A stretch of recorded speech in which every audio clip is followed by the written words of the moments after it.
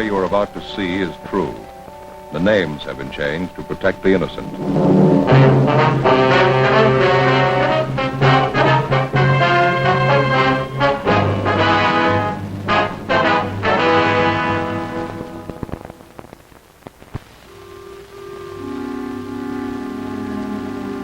This is the city.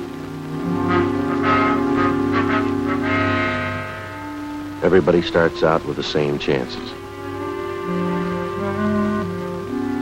They grow up with the chance to play. The city provides playgrounds.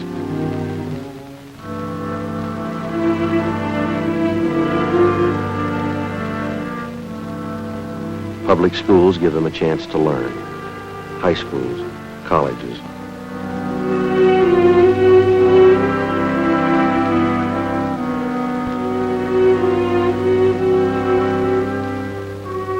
They all have an equal chance to obey the laws.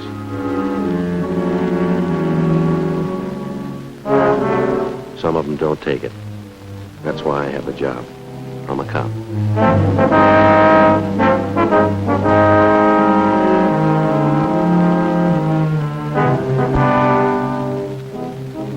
It was Wednesday, January 14th. It was cold in Los Angeles. We were working the day watch out of Homicide Division. My partner's Frank Smith. The boss is Captain Warman. My name's Friday. The teletype from the doctor at the police academy had been posted. My name was on the list. 8:30 a.m. I reported for my annual physical.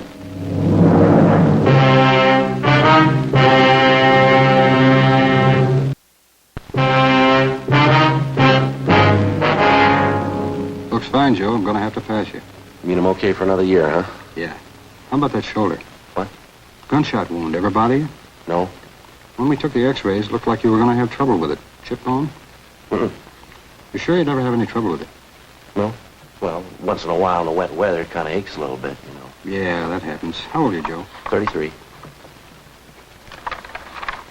Still Central Homicide? Mm-hmm. Serial number? 2288. 288. Yeah, well, guess that does it. You get rest. Okay, thanks. Keeping you pretty busy, are they, Doc? 4,200 men. Keep you hopping. Hi, Doc. Sorry to bother you. You through, Joe? Yeah, anything doing? Dead body call out near Westlake Park. We got it? Yeah, better get there. 932 Old Laurel Lane. What's the story? Old man found dead in his living room, bullet hole in his chest. Yeah? Boys in the radio car that answered the call thought the old man killed himself. They're not so sure now. What do you mean? I think somebody helped him.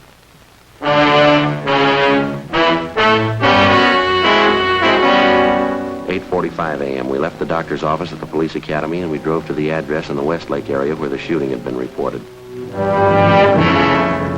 The dead man was identified as Martin Latimer, age 68, a retired owner of a couple of neighborhood grocery stores in the city.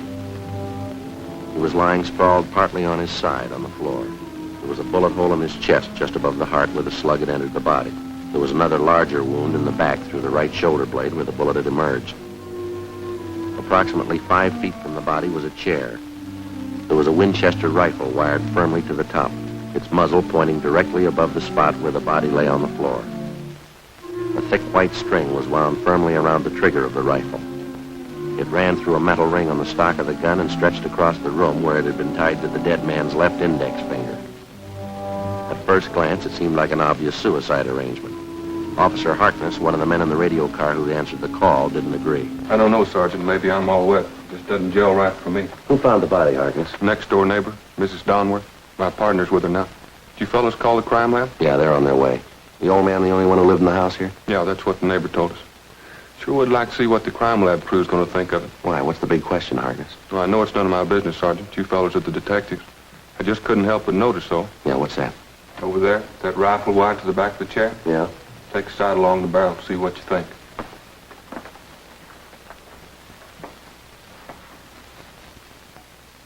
Yeah, pointed right in a straight line with the body. Well, that much fits. The old man pulled the string tied to his index finger. That set off the trigger and took the slug right through the chest. That's what I figured. Take a look at the wall directly behind the old man. The slug went clean through the body, we know that. Through the chest, above the heart, and then out through the shoulder blade. Yeah, I see what you mean. Take a look at that wall there. Not a mark on it. Well, one thing, Sheriff, the old man was shot in that position. The slug had to come this way. Went through his body at just about this height. We ought to find the bullet hole in this wall right along here. Yeah, there's not a trace of a slug anyplace. No. Not much chance it could have been deflected either, is there? That's what I thought at first, too, Sergeant. Yeah. Down by your right knee, on the wall. Take a look. Yeah, that looks like it. Well, there's something wrong here, Joe. That rifle never could have thrown a slug that far down on the wall. Wired to the chair the way it is. And besides, it's way out of line, almost 4 feet here. I know it's none of my business, Sergeant. Couldn't help but notice it, though. You want me to stand by outside? Yeah, okay. And would you mind checking with the neighbor lady? What's her name? Mrs. Donworth. Yeah, you said she lives right next door? Yeah, on this side. Would you mind telling her we'll be over to see her in a few minutes and ask her to wait? Right, we'll check with you before we leave. Thanks, Harkness. Oh, look at that gun again. It's a 30-30, isn't it? Yeah, that's right. Sure doesn't add up too well, does it? Even if the old man jerked the gun when he pulled the trigger with that string arrangement there, the slug couldn't have passed through his chest, out his back, and then hit the wall where it did. Joe, stand right behind the body, will you? Let's see if we can line this thing up. No, a little more to the left. A little more. More like this? Yeah, that's it. Let me see. No, not a chance, Joe. It's way out of line. If this is the gun that killed the old man, he didn't pull the trigger. Not from there, anyway. Well, there's one other chance, isn't there? Yeah? Somebody pulled it for him.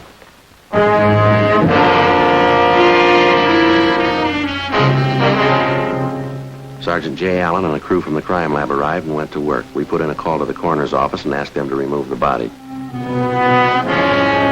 9:15 a.m. We went next door to talk to the neighbor who had found the body, Mrs. Elsie Donworth. I went over to pick up his laundry, officer. I do laundry for half a dozen people here in the neighborhood. I don't charge any more than the regular laundries do.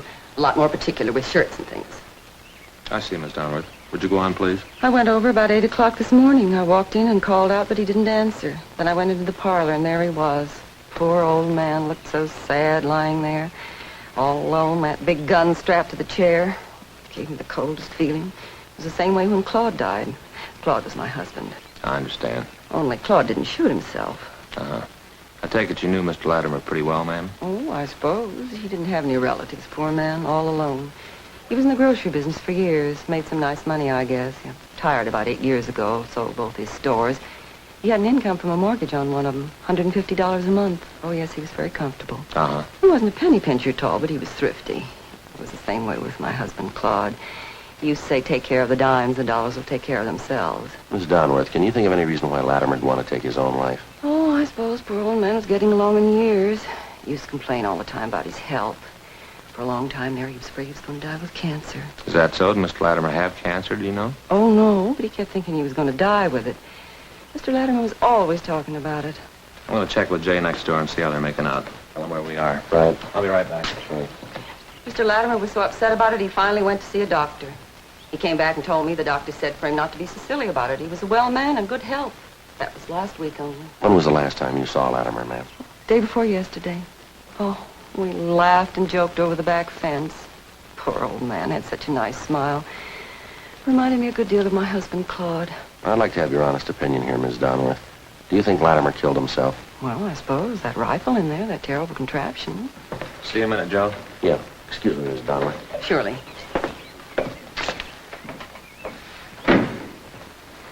Anything?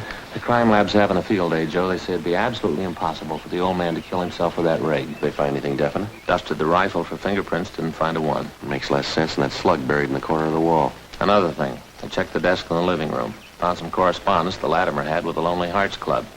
Judging from the letter, seems Latimer was getting set to marry the girl. Big picture of her attached to the letter. Yeah, did you find out why he'd want to die? Pretty good reason why he'd want to live. Yeah. Beautiful girl, looks to be about 24, 25. Yeah. She was going to marry him.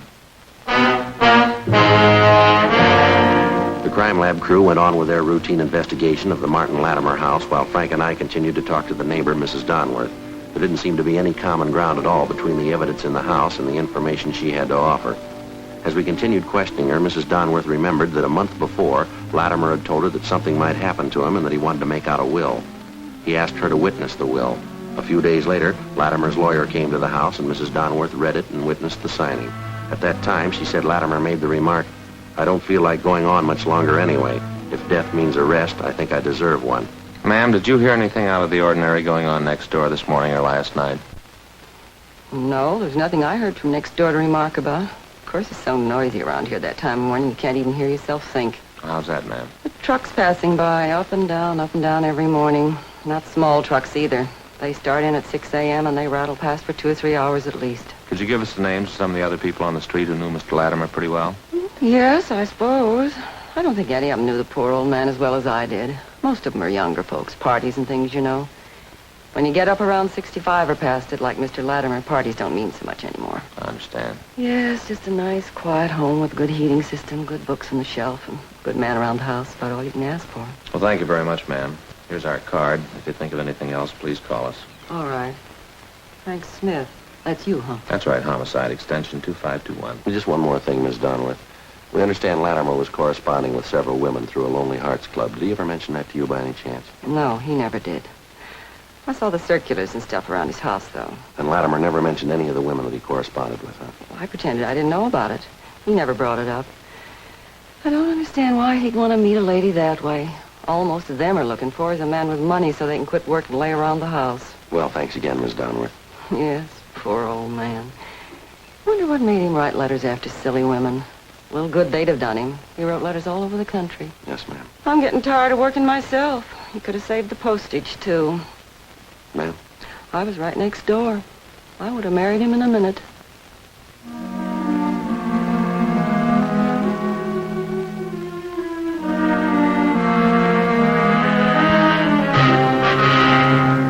We left Mrs. Donworth's house and we went back next door to Latimer's house. The crime lab crew had finished their investigation and the coroner's deputies had arrived.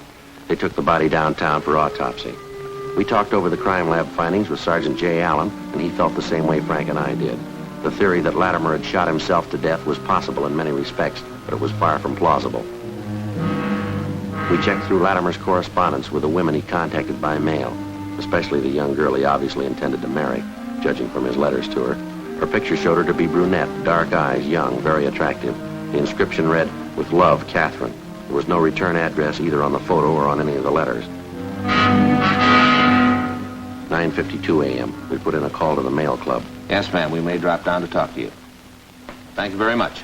Goodbye. What'd they have to say? Well, it might be, Joe. Club secretary says they've been having trouble with somebody who signs a picture just like this one, with love, Catherine.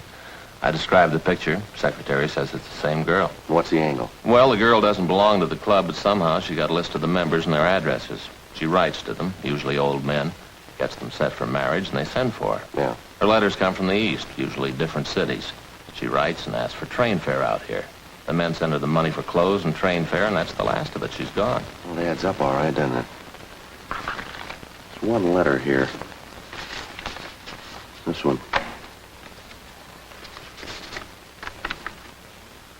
I hate to ask you, dear, but if you could send me the traveling money and just a little extra for some clothes, I will take the first train and be with you in a week to become your wife, awaiting that precious moment with love. Kind of pours it on thick, huh? What's the date on that one? Let's see. Mailed December 30th. That's 14 days ago. What do you think, Joe? I don't know. It's possible. She could have showed up, tried to grab all the old man's money she could find. Maybe he caught her at it. She killed him, rigged up this phony setup to make it look like Latimer shot himself. It'd hold more water if we could find out she really came here. Maybe we'd better start ringing a few doorbells. The other neighbors might come up with something. What do you say? Let's take another look at that girl's picture, huh? Here you are. No photographer's name. Underneath here, down the corner of the mounting, see? XXX6Y3. Must be some kind of manufacturer's mark. Photographic supply, huh? Mm-hmm. Guess it stands for the type of mounting, huh? You know anything about the photo business? No. I don't either. Well, let's find somebody who does.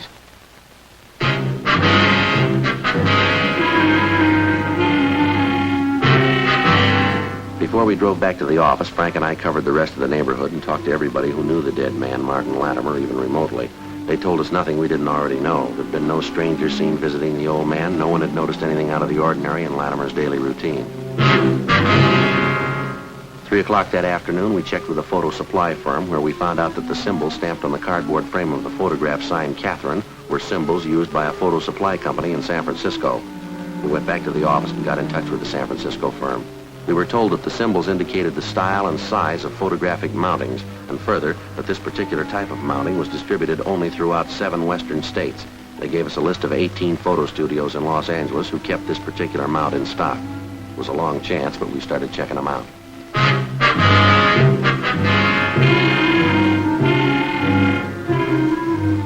meantime, we'd run the girl through R&I and gotten out an APB seeking information on her.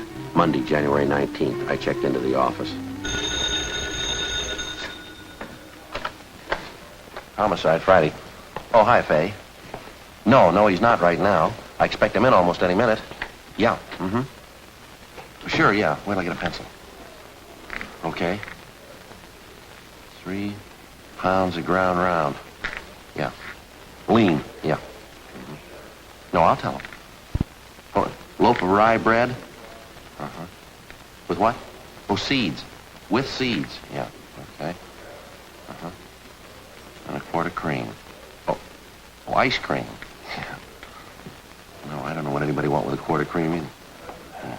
What kind? Chocolate? Okay. That's it, huh? Right. Sure, I'll be happy to. Oh, pretty good, Faye. And the kids? Fine. Well, we've been pretty busy lately, you know. Sure, I'll try to make it next week. Right. Bye. Oh, Faye. She hung up. Oh. Your wife. Oh, what you want? Some stuff she wants you to bring home tonight. Yeah? Seeds? Yeah, for rye bread, you know. Well, why didn't you write it down, Joe? RB Seeds doesn't mean anything. How'd you do it? Well, I covered 7 photographic studios. On the 8th, I got lucky. Yeah. Doris Chambers, age 22.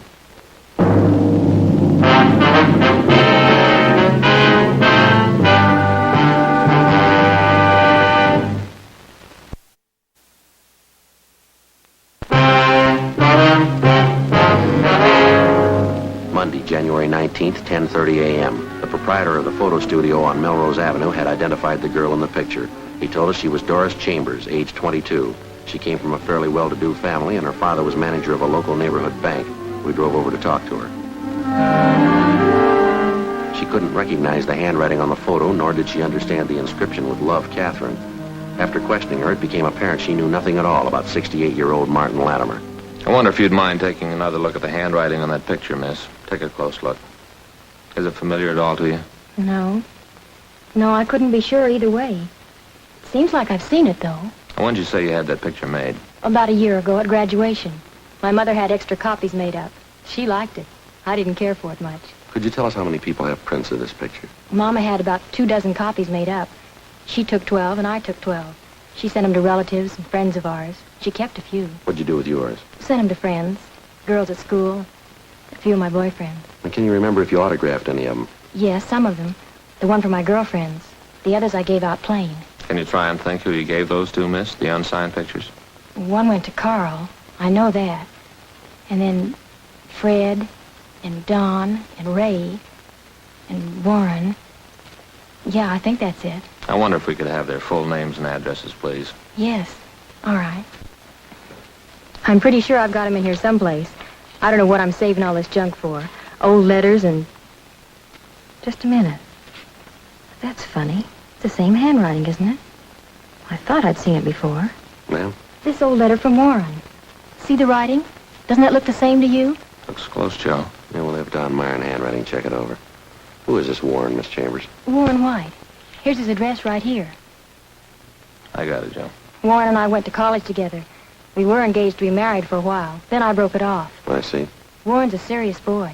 He's very thorough. A perfectionist, you know, Sergeant. Never does things halfway. Is that so? I've never known Warren to do anything in his life halfway. Not once. Well, he's going to have a perfect record if that handwriting matches, isn't he? What can they do to him? I don't know, but they won't do it halfway.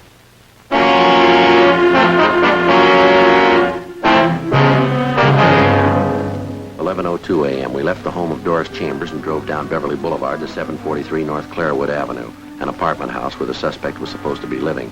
We talked to the manager, and he told us that Warren White had moved without giving notice 5 days before on January 14th. The same day, 68-year-old Martin Latimer was found dead in his home. We got on the phone, talked to Doris Chambers again, and she gave us a lead on Warren White's married sister. The following day, we located the sister of the murder suspect, and she told us that her brother Warren had phoned that morning and asked for an emergency loan of $200, which he didn't have. The sister gave us White's new address, and we checked it out. We had the manager let us in White's apartment. It was one of those run-down, futuristic-style apartment houses built somewhere around the mid-30s. It was on a high, narrow road above Sunset Boulevard overlooking most of Hollywood. White wasn't in, and the manager said he wasn't expected back until early next morning.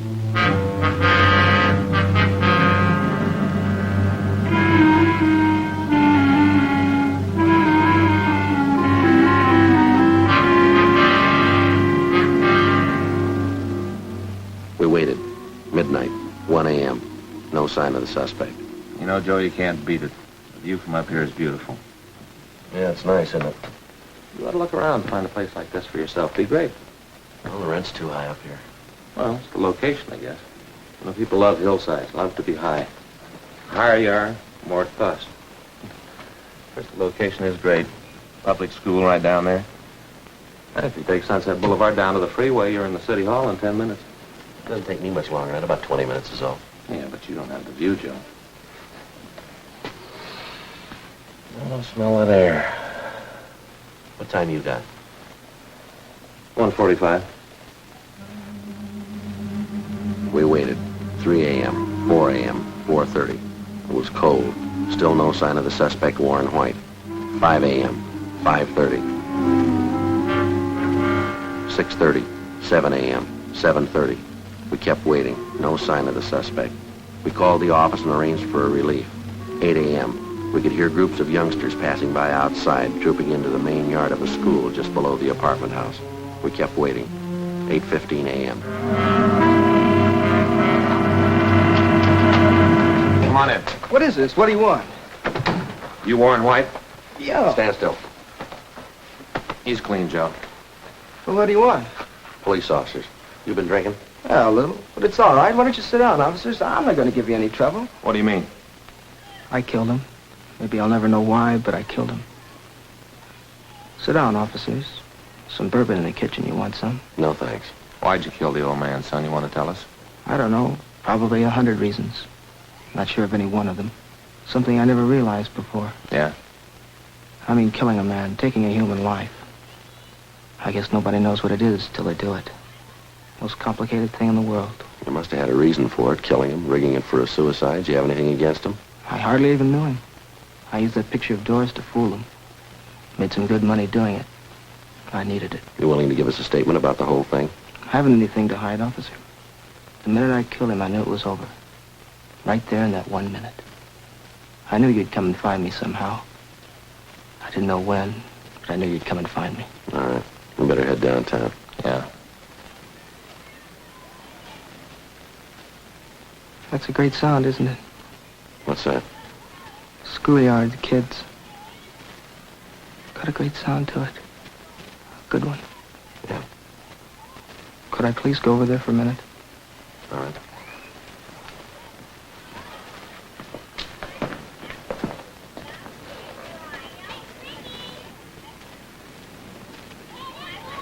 All right. How can anybody figure it? You start in the schoolyard, like those kids down there, running around, yelling. I started the same. Yeah. I wonder what it is that happens. An 8-year-old red-headed kid. Must be one down there now. Other kids will grow up, get jobs, work and die. It'll be all right. Yeah. One kid will end up in an alley with a gun in his hand. How can anybody figure it? I wouldn't know. A bunch of kids playing in a schoolyard. Someday one of them's a killer. Yeah. You tell me. What's the answer?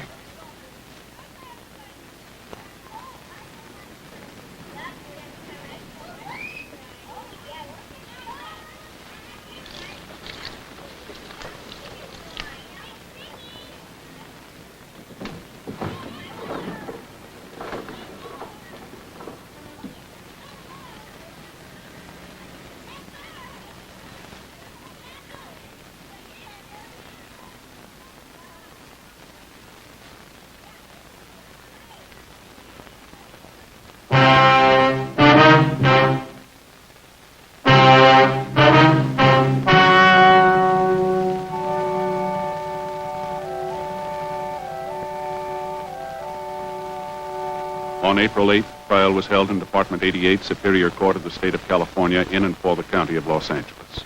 In a moment, the results of that trial.